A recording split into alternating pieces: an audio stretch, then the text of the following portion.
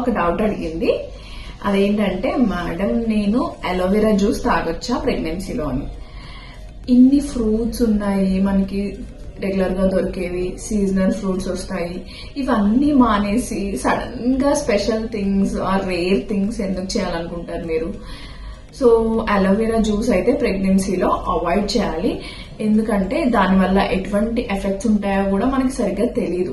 And కొన్ని effects ఏంటంటే, aloe vera juice అనేది లాక్సేటివ్ కింద పనిచేస్తుంది. అంటే దానివల్ల మోషన్స్ ఫ్రీ అవ్వడం, అంటే కొన్నిసార్లు ఎక్కువ మోషన్స్ అవ్వడం.